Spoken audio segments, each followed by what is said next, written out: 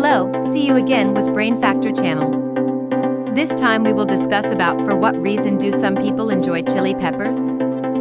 Watch the video carefully and don't skip this video. And please help subscribe and like our channel. Thank you. For what reason do some people enjoy chili peppers?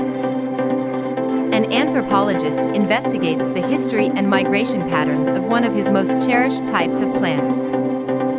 As someone who spent their childhood in the Philippines, I have always had a passion for meals that are fiery and spicy. A Filipino meal often consists of a combination of soy sauce, fish sauce, vinegar, citrus, and peppers, all of which can be combined to create a dish with a flavor that is uniquely your own. When I make this dish, I usually make sure to add plenty of red and green peppers, as well as a touch of Tabasco sauce. At one time, I even planted some chili plants in the backyard of the house where I grew up, and my cousin Franz and I experimented with producing spicy sauce together. When I went to Mexico in 2021 for an extended period of time, one of the things that I enjoyed the most was the spiciness of the food, from the salsa verde, a green sauce that is typically spiced by jalapeno peppers, to the agua chile, a ceviche-like dish that is typical of Mexico's Pacific coast and is made of shrimp that has been marinated in lime and chili peppers, among other ingredients. There was a bewildering assortment of peppers with distinct shapes, sizes, and levels of spiciness, in addition to the kinds of peppers that one can buy in local grocery stores in many places around the world, such as habaneros, jalapenos, and chile de árbol. These peppers include habaneros, jalapenos, and chile de árbol. There was a wide variety of them, ranging from the peppercorn-like chiltepin to the bell-like cascabel, and all of them were easily accessible in the nearby supermercado. In point of fact, all of the chili peppers in the globe, including the labuyo peppers that are commonly used in the Philippines, most likely sprang from the original chili plants, Capsicum annuum, that were domesticated in the region that is now known as Mexico. They were brought over as a part of the Columbian exchange, which saw the two-way transfer of ideas, animals, plants, diseases, and people between the Eastern Hemisphere and the Americas after Christopher Columbus made his first transatlantic voyage in the late 15th century. The importation of these animals was one component of the Columbian exchange. Before the 16th century and onward, chili peppers were not used in the cooking of any of the world's cuisines that are now often thought of as having a spicy flavor. These include Indian, Thai, Korean, and Chinese cuisines, among others. This fact may seem inconceivable to us now.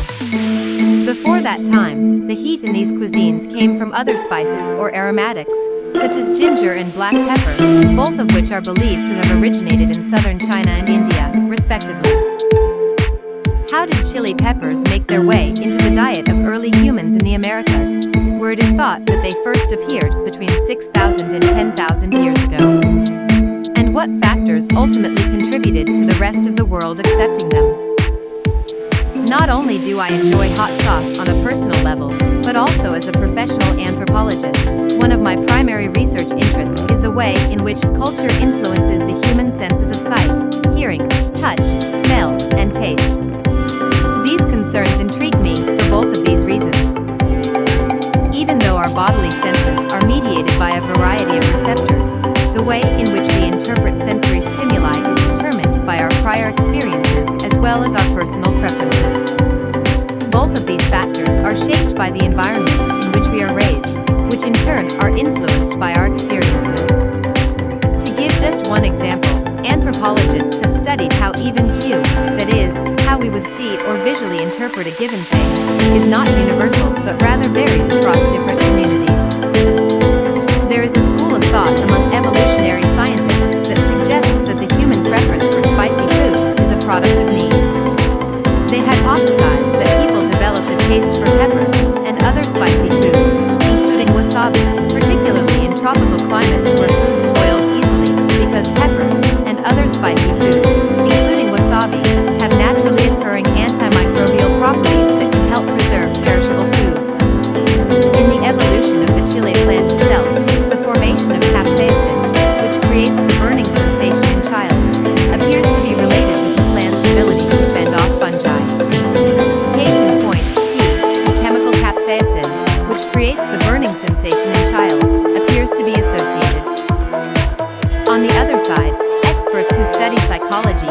hypothesized that the desire that certain people have for foods that contain capsaicin is connected to their tendency to seek out exciting new experiences. In 1980, psychologists Paul Rozin and Deborah Schiller came at this conclusion after conducting an experiment in which they gave participants escalating amounts of a chili sauce that progressively increased in its level of spiciness. Eating chili, riding on roller coasters, taking very hot baths, and many other human activities can be considered instances of thrill-seeking or enjoyment of constrained risks, they wrote. Many other human activities can also be considered instances of thrill-seeking or enjoyment of constrained risks. Studies that were conducted more recently found a correlation between a fondness for child's and personality qualities such as sensation-seeking and sensitive to reward. One extreme example of these trends is the current popularity of chili eating competitions, which may be considered as a perfect illustration of the trend. In addition to these biological and psychological studies, contributions to our understanding of why certain groups of people tend to prefer spicier foods have also been made by anthropologists and other researchers working in related fields. These researchers have brought the cultural aspect into the discussion.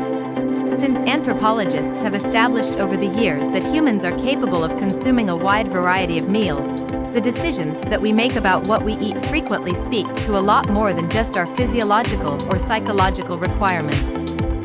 They are a reflection of our society and the ideals that they hold. For example, in some areas of Mexico, a sense of national and regional identity is related to a predilection for spicier meals. This is also true in other countries. The indigenous Mixtec people of Oaxaca are credited with having coined the phrase "Somos fuertes porque comemos puro chile," which translates to "We are strong because we eat nothing but pepper." The phrase was cited by Esther Katz, a cultural historian. Some people use the connection between consuming spicy foods and particular personality attributes, such as bravery or spunkiness, as a way to differentiate themselves from other groups, even those who live in the same nation as them. To further illustrate this argument, chili peppers play a role in the regional identities of different areas in communist China, as well as the regional rivalry between these areas. There is a proverb that goes as follows: the Sichuanese are not frightened of hot chilies. The inhabitants of Guizhou can handle any degree of heat, but the Hunanis are terrified of food that isn't hot. Mao Zedong, the leader of the Communist Revolution, was originally from the province of Hunan. He made a direct connection between the capacity to handle spice and the revolutionary spirit. A quote attributed to Mao Zedong states that he once said, "Without chili peppers, there would be no revolution." There is also a connection, in some circles, between spiciness and gender identities.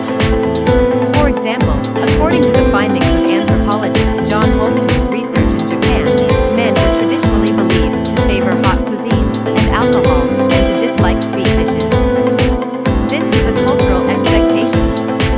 Although sweetness is still sometimes linked more with women and children, attitudes toward food preferences have shifted alongside transformations in Japanese society's concepts of masculinity in the 20th century. This change occurred concurrently with shifts in notions of food preferences. It goes without saying that people's preferences shift along with the development of society.